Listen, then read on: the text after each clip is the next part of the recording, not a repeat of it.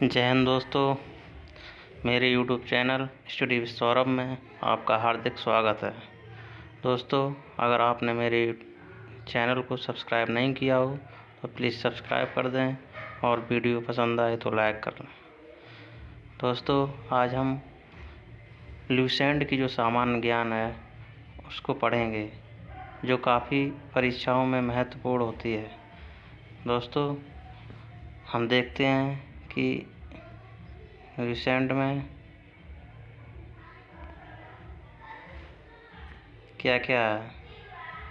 दोस्तों, इसमें सबसे पहले विषय सूची दी गई है। विषय सूची के बाद में ये सब विषय सूची। इतिहास। दोस्तों, आज हम ल्यूसेंट का इतिहास पढ़ेंगे इस वीडियो में। तो स्टार्ट करते हैं दोस्तों। देखेंगे भारत का इतिहास। उत्तर में हिमालय से लेकर दक्षिण में समुद्र तक फैला यह उपमहाद्वीप भारतवर्ष के नाम से ज्ञात है, जिसे महाकाव्य तथा पुराणों में भारतवर्ष अर्थात भरत का देश तथा यहाँ के निवासियों को भारतीय अर्थात भरत की संतान कहा गया है। यूनानियों ने भारत को इंडिया तथा मध्यकालीन मुस्लिम इतिहासकारों ने हिंद अथवा हिंदुस्तान के नाम से संबोधित किया है। इंडिया किसने कहा है दोस्तों? यूनानियों ने। और हिंदुस्तान किसने नाम दिया? मुस्लिम इतिहासकारों ने। भारतीय इतिहास को अध्ययन की सुविधा के लिए 3 भागों में बांटा गया है: प्राचीन भारत, मध्यकालीन भारत एवं आधुनिक भारत। अब हम दोस्तों प्राचीन भारत के बारे में जानेंगे। Ancient history. प्राचीन भारतीय इतिहास के स्रोत देखेंगे। प्राचीन भारतीय इतिहास के विषय में जानकारी मुख्यतः 4 स्रोतों से प्राप्त होती है। नंबर 1 धर्म ग्रंथ से, नंबर 2 ऐतिहासिक ग्रंथ से, नंबर 3 विदेशियों का विवरण से और नंबर 4 पुरातत्व संबंधी साक्ष्य से। धर्म ग्रंथ एवं ऐतिहासिक ग्रंथ से मिलने वाली महत्वपूर्ण जानकारियाँ जो दी गई हैं उसके बारे में पढ़ेंगे दोस्तों।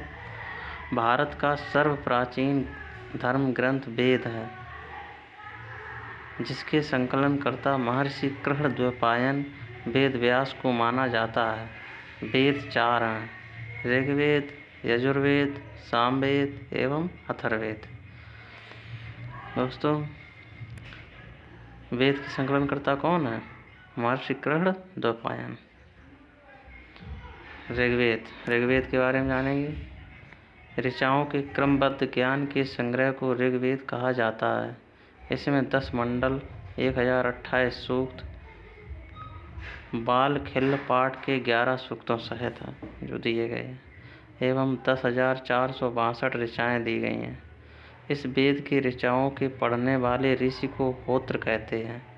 इस वेद से आर्य की राजनीतिक प्रणाली एवं इतिहास के बारे में जानकारी मिलती है।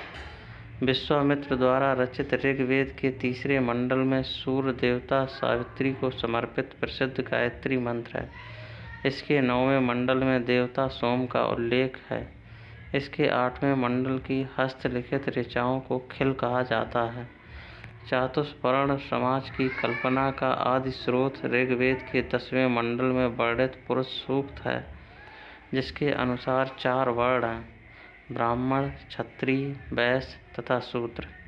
आदि पुरुष ब्रह्मा के क्रमशः मुख, जो ब्राह्मण है दोस्तों वो मुख से निकले हुए हैं, और क्षत्रिय हैं जो भुजाओं से निकले हुए हैं, वैश्य जंघाओं से तथा शूद्र चरणों से उत्पन्न हुए हैं।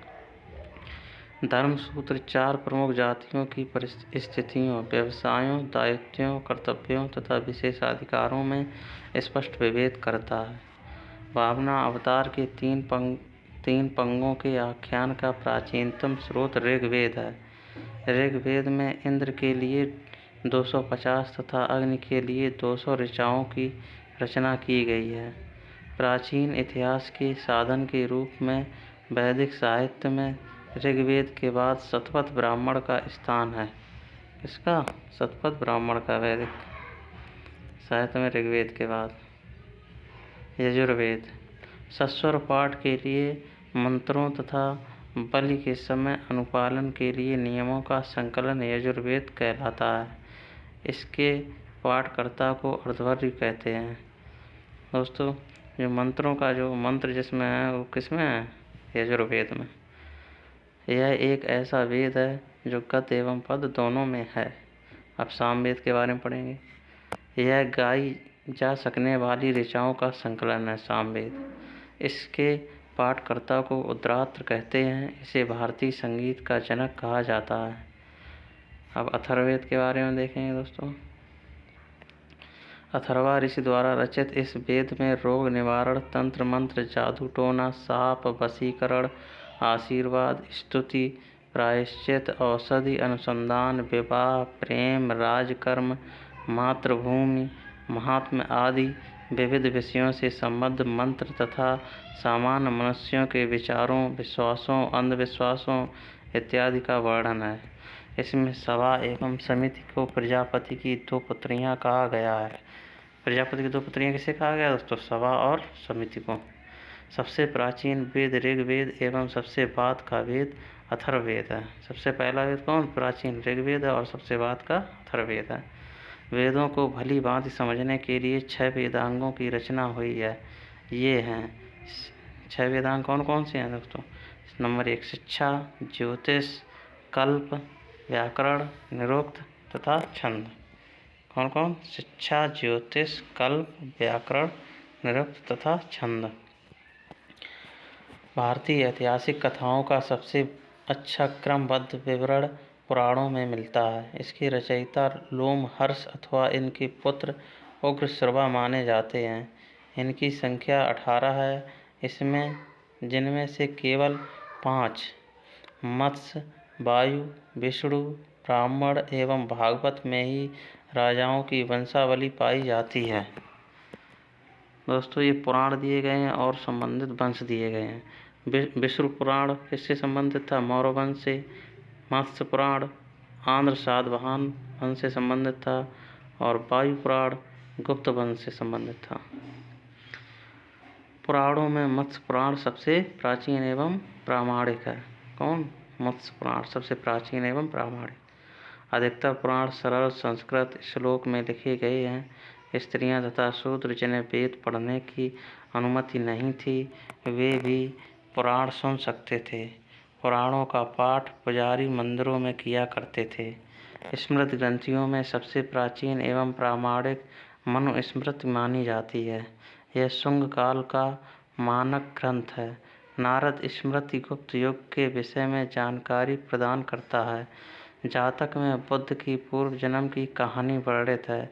हीनयान का प्रमुख ग्रंथ कथा वस्तु है, जिसमें महात्मा बुद्ध का जीवन चरित अनेक कथानकों के साथ वर्णित है। किसमें? जातक में।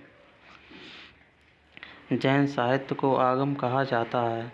जैन धर्म का प्रारंभिक इतिहास कल्पसूत्र से ज्ञात होता है। जैन ग्रंथ भगवती सूत्र में महावीर के जीवन कृत्यों तथा अन्य समकालिकों के साथ उनके संबंधों का विवरण मिलता है। अर्थशास्त्र के लेखक चाणक्य, कौटिल्य या विष्णुगुप्त हैं। इम्पोर्टेंट दोस्तों, अर्थशास्त्र के लेखक कौन है? चाणक्य, जिनके 2 नाम थे, जिनके अनेक नाम थे। उनमें कौटिल्य भी कहते थे और विष्णुगुप्त भी कहते थे चाणक्य को। यह 15 अधिकरणों एवं 180 प्रकरणों में विभाजित है। कौन? अर्थशास्त्र।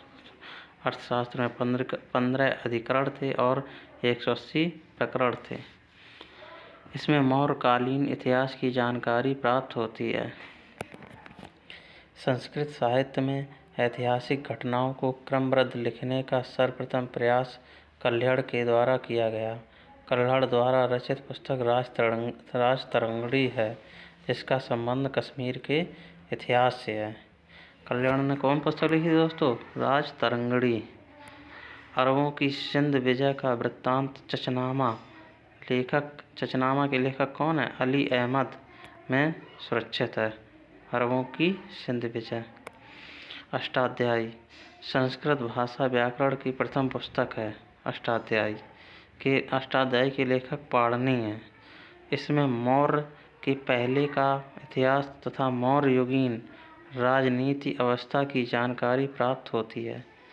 कात्यायन की गार्गी संहिता एक ज्योतिष ग्रंथ है, फिर भी इसमें भारत पर होने वाले यमन आक्रमण का उल्लेख मिलता है।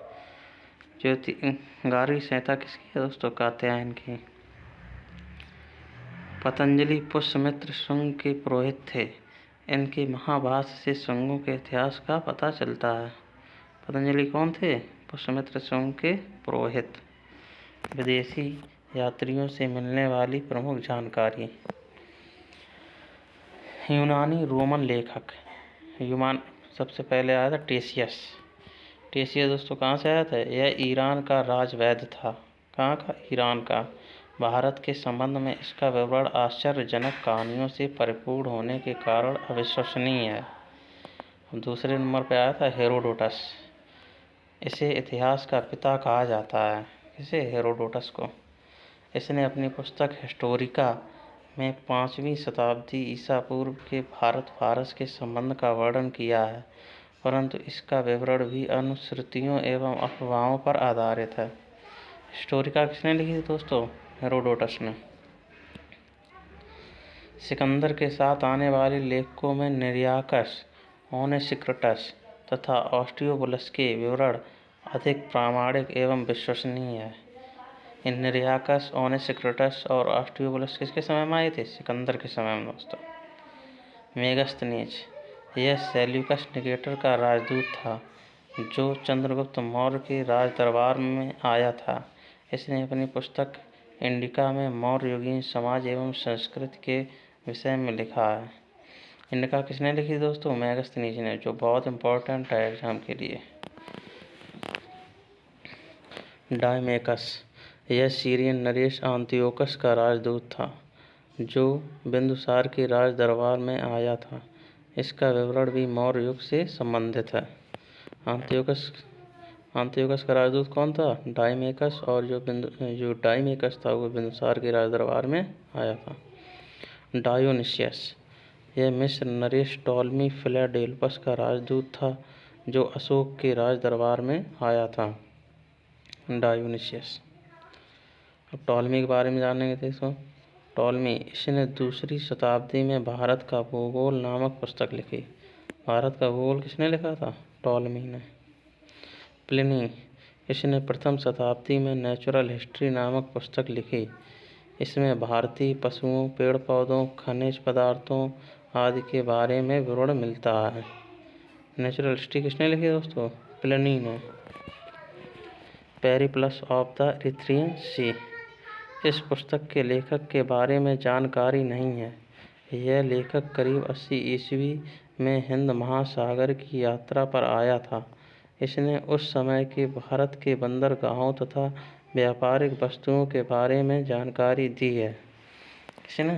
पेरिप्लस ऑफ द इरिथ्रियन सी ने। अब चीनी लेखक के बारे में जानेंगे दोस्तों। चीनी लेखक में 2 बहुत इम्पोर्टेंट, एक फाहियान और वेन्सान। फाहियान के बारे में जानेंगे। यह चीनी यात्री गुप्त नरेश चंद्रगुप्त द्वितीय के दरबार में आया था। इसने अपने विवरण में मध्य प्रदेश के समाज एवं संस्कृति के बारे में वर्णन किया है। इसने मध्य प्रदेश की जनता को सुखी एवं समृद्ध बताया है। फाहियान किसके दरबार में आया था? चंद्रगुप्त द्वितीय के दरबार में। अब संयोगन के बारे में जानेंगे दोस्तों। संयोगन, यह 518 ईस्वी में भारत आया। इसने अपने 3 वर्षों की यात्रा में बौद्ध धर्म की प्राप्तियां एकत्रित की। वेन्सान, यह हर्षवर्धन के शासनकाल में भारत आया था। वेन्सांग 629 ईस्वी में चीन से भारतवर्ष के लिए प्रस्थान किया और लगभग 1 वर्ष की यात्रा के बाद सर्वप्रथम वह भारतीय राज्य कपिसा पहुंचा।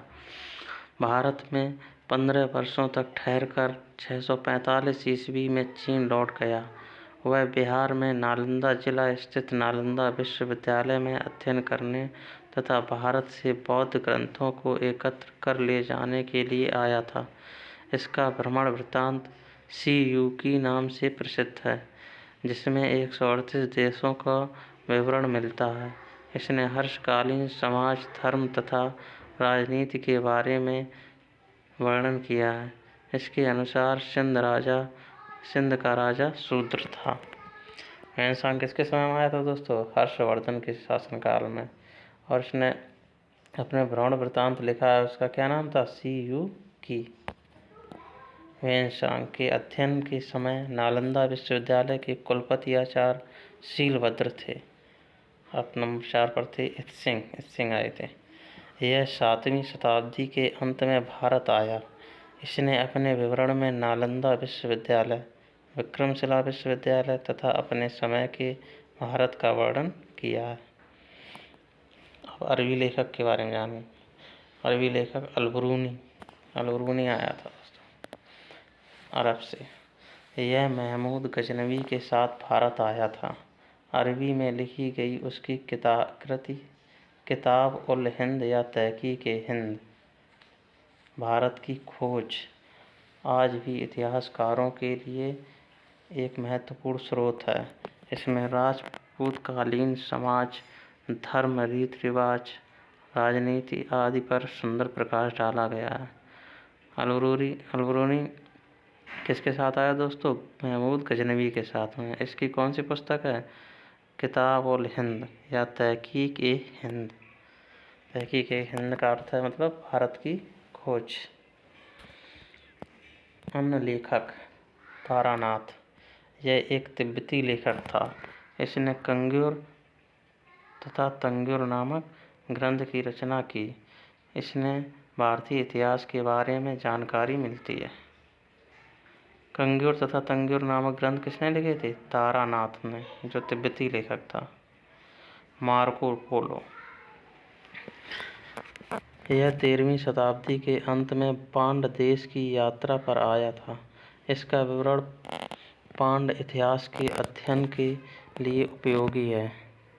मार्को पोलो किसके लिए? किसके शासन में आया था? पांड देश की यात्रा पर आया था मार्को पोलो। पुरातत्व संबंधी साक्ष्य से मिलने वाली जानकारी। 1400 ईस्वी पूर्व के अभिलेख बोगाज कोई या एशिया माइनर से वैदिक देवता मित्र, वरुण, इंद्र और नासत्य जो जिनका नाम था अश्विनी कुमार के नाम से नाम मिलते हैं। किसमें दोस्तों? अभिलेख है बोगाज कोई में। देवता कौन कौन से थे? मित्र, वरुण, इंद्र और नासत्य। मध्य भारत में भागवत धर्म विकसित होने का प्रमाण यवन राजदूत होलियोडोरस के वेशनगर विदिशा गरुड़ स्तंभ लेख से प्राप्त होता है। कहाँ से? होलियोडोरस के वेशनगर विदिशा गरुड़ स्तंभ से भागवत धर्म विकसित होने का प्रमाण। सर्वप्रथम भारतवर्ष का जिक्र हाथी गुम्फा अभिलेख में है। इसमें भारतवर्ष का जिक्र इसमें है, हाथी गुम्फा अभिलेख में। सर्वप्रथम दुर्भिक्ष का जानकारी होने वाला अभिलेख सौगौरा अभिलेख है। दुर्भिक्ष की जानकारी किसमें मिली थी? सौगौरा अभिलेख में। सर्वप्रथम भारत पर होने वाले हूण आक्रमण की जानकारी भीतरी स्तंभ लेख से प्राप्त होती है। भारत पर होने वाली हूण आक्रमण की जानकारी कहाँ से प्राप्त होती है दोस्तों? भीतरी स्तंभ लेख से। सती प्रथा का पहला लिखित साक्ष्य एरड़ अभिलेख शासक भानुगुप्त से प्राप्त होती है। सती प्रथा का। रेशम बुनकर की श्रेणियों की जानकारी मंदसौर अभिलेख से प्राप्त होती है। मंदसौर अभिलेख से क्या प्राप्त होता है दोस्तों? किसकी जानकारी? रेशम बुनकर की श्रेणियों की जानकारी। अब कुछ ये अभिलेख दिए गए हैं और उनके शासक दिए गए हैं, उनको देखते हैं दोस्तों। हाथी गुम्फा अभिलेख तिथि रहित अभिलेख है। ये कलिंग राजा खारवेल के समय में बनाया गया था। जूनागढ़ अभिलेख जो गिरनार में पड़ता है, या गिरनार अभिलेख रुद्रदामन शासक थे। नासिक अभिलेख गौतमी बलश्री शासक थे। प्रयाग स्तंभ लेख समुद्रगुप्त शासक थे। हैहोल अभिलेख पुलकेशिन द्वितीय शासक थे। मंदसौर अभिलेख मालवा नरेश यशोधर्मन शासक थे। ग्वालियर अभिलेख प्रतिहार नरेश भोज शासक थे। भितरी एवं जूनागढ़ अभिलेख। स्कंदगुप्त शासक थे। देवपाड़ा अभिलेख। बंगाल शासक विजयसेन शासक थे। अभिलेखों का अध्ययन एपिग्राफी कहलाता है। कश्मीरी नौपाषाणिक पुरास्थल बुर्ज होम से गर्तावास गड्ढा का घर का साक्ष्य मिला है। इसमें उतरने के लिए सीढ़ियाँ होती थीं। प्राचीनतम सिक्कों को आहत सिक्के कहा जाता है। इसी को साहित्य में कासारपण कहा जाता है। सर्वप्रथम सिक्कों पर लेख लिखने का कार्य यवन शासकों ने किया। समुद्रगुप्त की बीड़ा बजाती हुई मुद्रा वाले सिक्के से उसके संगीत प्रेमी होने का प्रमाण मिलता है। अरिकमेड़ु पुडुचेरी के जो निकट है से रोमन सिक्के प्राप्त होते हैं। प्रागैतिहासिक काल के बारे में जानेंगे दोस्तों। जिस काल में मनुष्य ने घटनाओं का कोई लिखित विवरण उद्धृत नहीं किया उसे प्रागैतिहासिक काल कहते हैं। मानव विकास के उस काल को इतिहास कहा जाता है जिसका विवरण लिखित रूप में उपलब्ध है। आदि ऐतिहासिक काल उस काल को कहते हैं। आदि ऐतिहासिक काल उस काल को कहते हैं जिस काल में लेखन कला के प्रचलन के बाद उपलब्ध लेख पढ़े नहीं जा सके हैं। ज्ञानी मानव होमो सैपियंस का प्रवेश इस धरती पर आज से लगभग 30 या 40 हजार वर्ष पूर्व हुआ है। पूर्व पाषाण युग के मानव की जीविका का मुख्य आधार था शिकार। पूर्व पाषाण युग के लोग क्या करते थे? शिकार करते थे। आग का आविष्कार पुरापाषाण काल में एवं पहिए का नवपाषाण काल में हुआ है। आग का आविष्कार पुरापाषाण काल में और पहिए का नवपाषाण काल में। मनुष्य में स्थायी निवास की प्रवृत्ति एवं नवपाषाण काल में हुई तथा उसने सबसे पहले कुत्ता को पालतू बनाया। मनुष्य ने सर्वप्रथम तांबा धातु का प्रयोग किया तथा उसके द्वारा बनाया जाने वाला प्रथम औजार कुल्हाड़ी, जो कहाँ से मिली है? अतिरम्पकम से मिली है। प्राप्त स्थल है जो अतिरम्पकम है। अतिरम्पकम। कृषि का आविष्कार नवपाषाण काल में हुआ। प्रागैतिहासिक अन्न उत्पादन स्थल मेहरगढ़ पश्चिमी बलूचिस्तान में अवस्थित है। कृषि के लिए अपनाई गई सबसे प्राचीन फसल गेहूँ एवं जौ थी। पल्लावरम नामक स्थान पर प्रथम भारतीय पुरापाषाण कलाकृति की खोज हुई थी।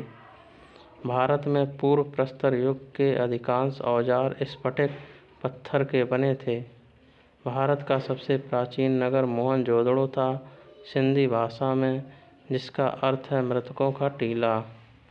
अब सिंधु सभ्यता के बारे में जानेंगे दोस्तों। रेडियो कार्बन C14 जैसी नवीन विश्लेषण पद्धति के द्वारा सिंधु सभ्यता की सर्वमान्य तिथि 2350 ईस्वी पूर्व से 1750 ईस्वी पूर्व मानी गई है। सिंधु सभ्यता की खोज राय बहादुर दयाराम साहनी ने की। सिंधु सभ्यता को प्रागैतिहासिक, फोटो हिस्टोरिक अथवा कांस्य ब्रॉन्ज युग में रखा जा सकता है। इस सभ्यता के मुख्य निवासी द्रविड़ एवं भूमध्य सागरीय थे। सिंधु सभ्यता के सर्वाधिक पश्चिमी पुरास्थल सूतकांगेडोर बलूचिस्तान, पूर्वी पुरास्थल आलमगीरपुर जिला मेरठ उत्तर प्रदेश में पड़ता है और उत्तरी पुरास्थल मांदा जिला अखनूर जम्मू कश्मीर में पड़ता है तथा दक्षिणी पुरास्थल दायमाबाद है जो जिला अहमदनगर महाराष्ट्र में पड़ता है। सिंधु सभ्यता या सैंधव सभ्यता नगरीय सभ्यता थी। सैंधव सभ्यता से प्राप्त परिपक्व अवस्था वाले स्थलों में केवल 6 को ही बड़े नगर की संज्ञा दी गई है। ये हैं मोहनजोदड़ो, हड़प्पा, गढ़वारीवाला, धौलावीरा, राखीगढ़ी एवं कालीबंगन। स्वतंत्रता प्राप्ति पश्चात हड़प्पा संस्कृति के सर्वाधिक स्थल गुजरात में खोजे गए हैं। लोथल एवं सुतकोददा सिंधु सभ्यता का बंदरगाह था। जुते हुए खेत और नक्काशीदार ईंटों के प्रयोग का साक्ष्य कालीबंगन से प्राप्त हुआ है। मोहनजोदड़ो से प्राप्त अन्नागार संभवतः सैंधव सभ्यता की सबसे बड़ी इमारत है। मोहनजोदड़ो से प्राप्त बृहद स्नानागार एक प्रमुख स्मारक है, जिसके मध्य स्थित स्नान कुंड 11.88 मीटर लंबा, 7.01 मीटर चौड़ा एवं 2.43 मीटर गहरा है। अग्निकुंड लोथल एवं कालीबंगन से प्राप्त हुए हैं। अब दोस्तों, सिंधु काल में विदेशी व्यापार जो होते थे वो कहाँ से होते थे, इसके बारे में जानेंगे। जो वस्तुएं आयात होती थीं और प्रदेश जो कहाँ से आयात होती थी। तांबा दोस्तों कहाँ से आयात होता था? खेतड़ी से, बलूचिस्तान से और ओमान से। चांदी कहाँ से आयात होती थी? अफ़गानिस्तान से और ईरान से। सोना कर्नाटक से, अफ़गानिस्तान से और ईरान से। टिन अफ़गानिस्तान से और ईरान से। गोमेद सौराष्ट्र से आयात होता था। लाजवर्द मेसोपोटामिया से आयात होता था और सीसा ईरान से आयात किया जाता था। अग्निकुंड लोथल एवं कालीबंगन से प्राप्त हुए हैं। अग्निकुंड कहाँ मिला? लोथल और कालीबंगन में। मोहनजोदड़ो से प्राप्त एक सील पर 3 मुख वाले देवता पशुपतिनाथ की मूर्ति मिली है।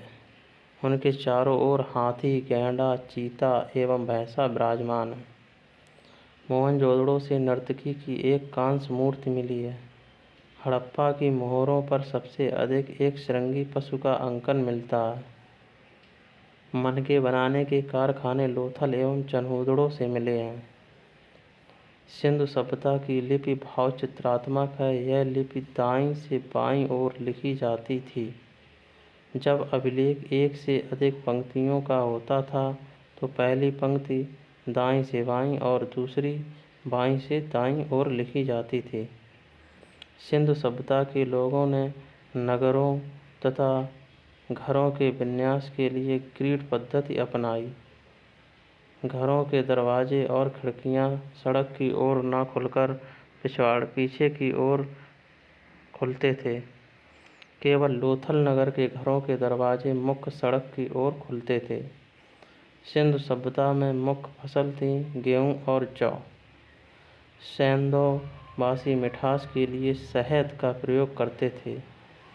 रंगपुर एवं लोथल से चावल के दाने मिले हैं, जिनसे धान की खेती होने का प्रमाण मिलता है। चावल के प्रथम साक्ष्य लोथल से ही प्राप्त हुए हैं। सुरखोत्ता, कालीबंगन एवं लोथल से सैंधवकालीन घोड़े के अस्थिपंजर मिले हैं। तौल की इकाई संभवतः 16 के अनुपात में थी।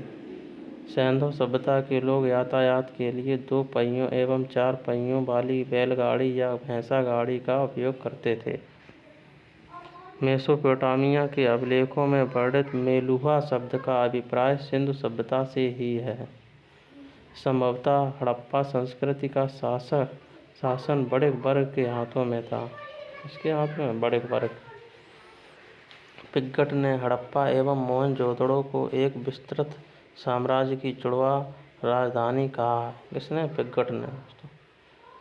सिंधु सभ्यता के लोग धरती की उर्वरता की देवी मानकर उसकी पूजा किया करते थे। इसकी धरती की पूजा करते थे। वृक्ष पूजा एवं शिव पूजा के प्रचलन के साक्ष्य भी सिंधु सभ्यता से मिलते हैं। कहाँ से? सिंधु सभ्यता से मिलते हैं वृक्ष पूजा और शिव पूजा के साक्ष्य। स्वास्तिक चिन्ह संभवतः हड़प्पा सभ्यता की ही देन है। इस चिन्ह से सूर्योपासना का अनुमान लगाया जाता है।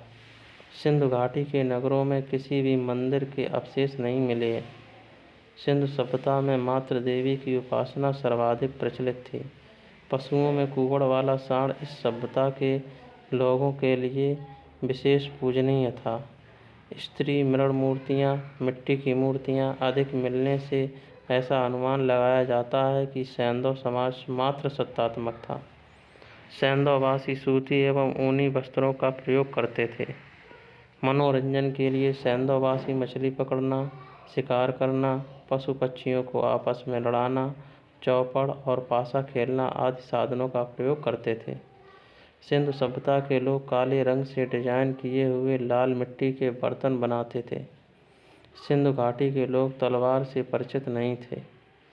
कालीबंगन एकमात्र हड़प्पा कालीन स्थल था जिसका निचला शहर सामान्य लोगों के रहने हेतु भी किले से घिरा हुआ था। निचला शहर किससे घिरा हुआ था? किले से।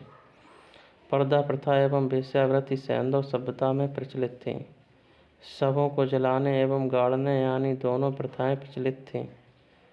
हड़प्पा में शवों को दफनाने जबकि मोहनजोदड़ो में जलाने की प्रथा विद्यमान थी। लोथल एवं कालीबंगा में युग्म समाधियां मिली हैं। सैंधव सभ्यता के विनाश का संभवतः सबसे प्रभावी कारण बाढ़ था। आग में पकी हुई मिट्टी को टेराकोटा कहा जाता है। सैंधव सभ्यता के प्रमुख स्थल, नदी, उत्खननकर्ता एवं वर्तमान स्थिति।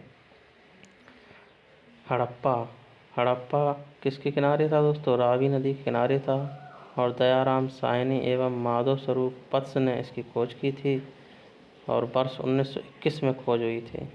जो पाकिस्तान का मांडगोरी जिला है उसमें पड़ता है हड़प्पा। मोहनजोदड़ो सिंधु नदी के किनारे था। राखाल दास बनर्जी ने 1922 ईस्वी में खोज की थी मोहनजोदड़ो की। और जो पाकिस्तान के सिंध प्रांत का लरकाना जिला में पड़ता है मोहनजोदड़ो, लरकाना जिला में। चनूदड़ो सिंधु नदी के किनारे पड़ता था। गोपाल दास मजूमदार ने 1931 ईस्वी में इसकी खोज की थी। और जो सिंध प्रांत पाकिस्तान में पड़ता है चनूदड़ो कहाँ पड़ता है? सिंध प्रांत पाकिस्तान में। कालीबंगन घग्गर नदी के किनारे था। बीवी लाल एवं बी के थापर ने 1953 ईस्वी में इसकी खोज की थी कालीबंगन। जो राजस्थान का हनुमानगढ़ जिला है वहाँ पर पड़ता है कालीबंगन। कोटदीजी सिंधु नदी के किनारे पड़ता है। फजल अहमद ने 1953 ईस्वी में खोज की थी। सिंध प्रांत का खैरपुर स्थान है वहाँ पर पड़ता है। सिंध प्रांत का जो खैरपुर स्थान है वहाँ पर कोटदीजी पड़ता है। रंगपुर मादर नदी है उसके किनारे पड़ता है रंगपुर। रंगनाथ राव ने 1953 से 54 ईस्वी में इसकी खोज की थी। गुजरात का काठियावाड़ जिला है वहाँ पर पड़ता है रंगपुर। रोपड़ सतलज नदी के किनारे पड़ता है रोपड़। यज्ञदत्त शर्मा ने 1953 से 1956 ईस्वी में खोज की थी। पंजाब का रोपड़ जिला है वहाँ पर पड़ता है रोपड़। लोथल भोगवा नदी के किनारे है लोथल। रंगनाथ राव ने 1955 एवं 1962 में खोज की। गुजरात का अहमदाबाद जिला है वहाँ पर पड़ता है लोथल। आलमगीरपुर हिंडन नदी के किनारे पड़ता है दोस्तों। यज्ञदत्त शर्मा ने 1958 ईस्वी में खोज की थी। जो उत्तर प्रदेश का मेरठ जिला है उसमें पड़ता है आलमगीरपुर। सुतकांगेडोर जो दास्क नदी है इसके किनारे पड़ता है सुतकांगेडोर। ऑरेंज स्टाइल और जॉर्ज टेल्स ने इसकी खोज की थी 1927 एवं 1962 ईस्वी में। पाकिस्तान के मकरान में समुद्र तट के किनारे पड़ता है सुतकांगेडोर। बनमाली जो रंगोई नदी है उसके किनारे पड़ता है बनमाली। रविंद्र सिंह बिष्ट ने इसकी खोज की थी 1974 ईस्वी में खोज की थी। जो हरियाणा का हिसार जिला है वहाँ पर पड़ता है बनमाली। धौलावीरा कहाँ पड़ता है दोस्तों? धौलावीरा जो इसकी खोज रविंद्र सिंह बिष्ट ने की थी 1990 से 91 ईस्वी में। गुजरात के कच्छ जिला में पड़ता है। जो वैदिक सभ्यता दोस्तों, वैदिक सभ्यता के बारे में पढ़ेंगे। वैदिक सभ्यता का विभाजन 2 भागों। नंबर 1 ऋग्वैदिक काल जो 1500 से 1000 ईस्वी में था और ईस्वी पूर्व था। और उत्तर वैदिक काल जो 1000 से 600 ईस्वी पूर्व में किया गया। आर्य सर्वप्रथम पंजाब एवं अफगानिस्तान में बसे। मैक्स मूलर ने आर्यों का मूल स्थान मूल निवास स्थान मध्य एशिया को माना है। आर्यों द्वारा निर्मित सभ्यता वैदिक सभ्यता कहलाई। आर्यों द्वारा विकसित सभ्यता ग्रामीण सभ्यता थी। आर्यों की भाषा संस्कृत थी। आर्यों के प्रशासनिक इकाई आरोही क्रम से इन 5 भागों में बटा था। कुल, ग्राम, फिर उसके बाद विश्व से मिलकर जन बनते थे दोस्तों, जन से मिलकर राष्ट्र। सबसे छोटा कुल होता था और सबसे बड़ा राष्ट्र। ग्राम के मुखिया ग्रामीणी एवं विश्व का प्रधान विश्वपति कहलाते थे। जन के शासक को राजन कहा जाता था। राज्याधिकारों में पुरोहित एवं सेनानी प्रमुख थे। सूत, रथकार तथा कम्मादि नामक अधिकारी रथनी कहे जाते थे। इनकी संख्या राजा सहित करीब 12 हुआ करती थी। पुरप, दुर्गपति एवं स्पष्ट जनता की गतिविधियों को देखने वाले गुप्तचर होते थे। पुरप था जो दुर्गपति था और स्पष्ट जनता की गतिविधियों को देखता था दोस्तों। वाचपति, गोचर भूमि का अधिकारी होता था वाचपति। उग्र, अपराधियों को पकड़ने का कार्य करता था उग्र। सभा एवं समिति राजा को सलाह देने वाली संस्था थी। सभा श्रेष्ठ एवं संभ्रांत लोगों की संस्था थी, जबकि समिति सामान्य जनता का प्रतिनिधित्व करती थी। इसके अध्यक्ष को ईशान कहा जाता था। अब दोस्तों ये दिशा दी गई हैं और उत्तर वैदिक शब्द दिए गए हैं और राजा का नाम दिया गया है। जो पूर्व दिशा है ये पूर्व उत्तर वैदिक शब्द था प्राची और राजा का नाम सम्राट। पश्चिम दिशा है उत्तर वैदिक शब्द था प्रतीचि और राजा का नाम स्वराष्ट्र। उत्तर दिशा दी गई है उत्तर वैदिक शब्द था उदीची और राजा का नाम विराट दिया गया है। मध्य दिशा में राजा का नाम राजा होता था और दक्षिण दिशा में राजा का नाम भोज होता था। युद्ध में कबीले का नेतृत्व राजा करता था। युद्ध के लिए गविष्ट शब्द का प्रयोग किया गया है, जिसका अर्थ है गायों की खोज। 10 राग युद्ध का उल्लेख ऋग्वेद के 7वें मंडल में है। यह युद्ध परशुड़ी रावी नदी के तट पर सुदास एवं 10 जनों के बीच लड़ा गया, जिसमें सुदास विजयी हुआ। ऋग्वैदिक समाज 4 वर्णों में विभक्त था। ये वर्ण थे ब्राह्मण, क्षत्रिय, वैश्य एवं शूद्र। यह विभाजन व्यवसाय पर आधारित था। ऋग्वेद के 10वें मंडल के पुरुष सूक्त में चतुर्वर्णों का उल्लेख मिलता है। इसमें कहा गया है कि ब्राह्मण परम पुरुष के मुख से, क्षत्रिय उनकी भुजाओं से, वैश्य उनकी जांघों से एवं शूद्र उनके पैरों से उत्पन्न हुए हैं। आर्यों का समाज पितृ प्रधान था। समाज की सबसे छोटी इकाई परिवार या कुल थी, जिसका मुखिया पिता होता था, जिसे कुलप कहा जाता था। स्त्रियां इस काल में अपने पति के साथ यज्ञ कार्य में भाग लेती थीं। बाल विवाह एवं पर्दा प्रथा का प्रचलन नहीं था। विधवा अपने मृतक पति के छोटे भाई यानी कि देवर से विवाह कर सकती थीं। स्त्रियां शिक्षा ग्रहण करती थीं। ऋग्वेद में लोपामुद्रा, घोषा, सिकता, आपला एवं विश्वास जैसी विदुषी स्त्रियों का वर्णन है। जीवन भर अविवाहित रहने वाली महिलाओं को अमाजू कहा जाता था। आर्यों का मुख्य पेय पदार्थ सोमरस था। यह वनस्पति से बनाया जाता था। आर्य मुख्यतः 3 प्रकार के वस्त्रों का उपयोग करते थे: वास, अधिवास और उषडीस। अंदर पहनने वाले कपड़े को नीव कहा जाता था। आर्यों के मनोरंजन के मुख्य साधन थे संगीत, रथ दौड़, घुड़दौड़ एवं कूद क्रीड़ा। अब दोस्तों देखते हैं ये उपनिषदों की कुल संख्या कितनी थी? 108। महापुराणों की संख्या थी 18। वेदांग की संख्या है 6। आर्यों का मुख्य व्यवसाय पशुपालन एवं कृषि था। गाय को अगन्या न मारे जाने योग्य पशु की श्रेणी में रखा गया था। गाय की हत्या करने वाले या उसे घायल करने वाले के लिए वेदों में मृत्युदंड अथवा देश से निकालने की व्यवस्था की गई है। आर्यों का प्रिय पशु घोड़ा एवं सर्वाधिक प्रिय देवता इंद्र थे। आर्यों द्वारा खोजी गई धातु लोहा थी, जिसे श्याम अयस कहा जाता था। आर्यों को तांबे को लोहित अयस कहा जाता था। व्यापार हेतु दूर दूर तक जाने वाला व्यक्ति को पड़ी कहते थे।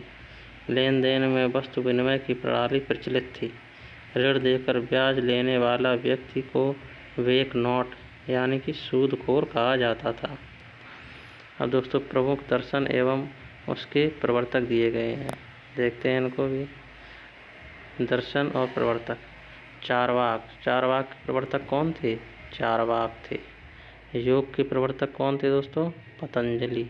सांख्य के प्रवर्तक कपिल थे। न्याय के गौतम थे। पूर्व मीमांसा के जैमिनी थे प्रवर्तक। उत्तर मीमांसा के प्रवर्तक बादरायण थे और वैशेषिक के प्रवर्तक कणाद या उलूक थे। ऋग्वेदिक कालीन नदियाँ दी गई हैं दोस्तों, इनके बारे में पढ़ेंगे। इनका प्राचीन नाम दिया गया है और आधुनिक नाम दिया गया है। कुब्र का आधुनिक नाम कुर्रम है। कुबा का आधुनिक नाम काबुल है। वितस्ता का झेलम है आधुनिक नाम, और अश्किनी का आधुनिक नाम चिनाब है।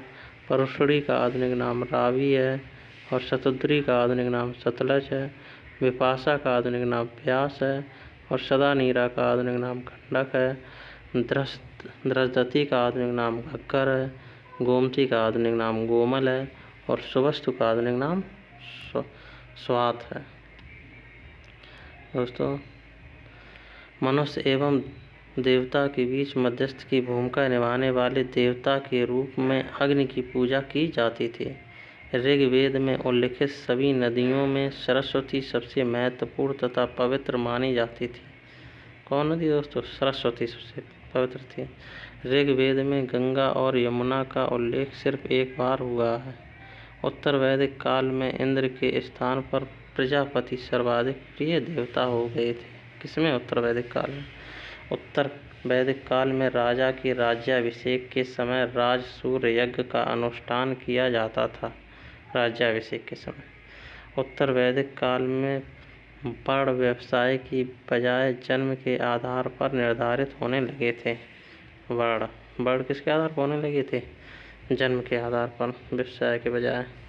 उत्तर वैदिक काल में हल को सिरा और हल रेखा को सीता कहा जाता था। उत्तर वैदिक काल में निष्क और शतमान मुद्रा की इकाइयाँ थीं, लेकिन इस काल में किसी खास भार, आकृति और मूल के सिक्कों के चलन का कोई प्रमाण नहीं मिलता है। सांख्य दर्शन भारत के सभी दर्शनों में सबसे प्राचीन है। इसके अनुसार मूल तत्व 25 हैं, जिनमें प्रकृति पहला तत्व है। सत्यमेव जयते मुंडकोपनिषद से लिया गया है। इसी उपनिषद में यज्ञ की तुलना टूटी नाव से की गई है। किसमें? मुंडकोपनिषद में। गायत्री मंत्र सवित्र नामक देवता को संबोधित है। किसे? सवित्र नामक देवता को, जिसका संबंध ऋग्वेद से है। उत्तर वैदिक काल में कौशाम्बी नगर में प्रथम बार पक्की ईंटों का प्रयोग किया गया है। महाकाव्य दो हैं, महाभारत एवं रामायण। महाभारत का पुराना नाम जय संहिता है। यह विश्व का सबसे बड़ा महाकाव्य है और गोत्र नामक संस्था का जन्म उत्तर वैदिक काल में हुआ है। ऋग्वैदिक कालीन देवता और उनका संबंध। जो इंद्र देवता थे वे उन्हें युद्ध का नेता कहा जाता था एवं वर्षा का देवता कहा जाता था। अग्नि थे जो देवता एवं मनुष्य के बीच मध्यस्थता करते थे। अग्नि देवता। वरुण थे जो पृथ्वी एवं सूर्य के निर्माता थे। समुद्र के देवता थे। विश्व के नियामक एवं शासक थे। सत्य का प्रतीक थे। ऋतु परिवर्तन एवं दिन रात का कर्ता थे। कौन? वरुण देवता। घौ देखते हैं दोस्तों, आकाश का देवता कहते थे, सबसे प्राचीन थे। सोम वनस्पति के देवता थे। उषा प्रकृति एवं उत्थान के देवता थे। आश्विन विपत्तियों को हरने वाले देवता थे। पूषण पशुओं का देवता थे। विष्णु विश्व के संरक्षक एवं पालनकर्ता थे। मरुत आंधी तूफान के देवता थे। अब दोस्तों आज इस वीडियो में यहीं तक रखेंगे। दोस्तों मेरे इस वीडियो को प्लीज़ शेयर कर दीजिए और चैनल को सब्सक्राइब कर दीजिए। थैंक यू दोस्तों।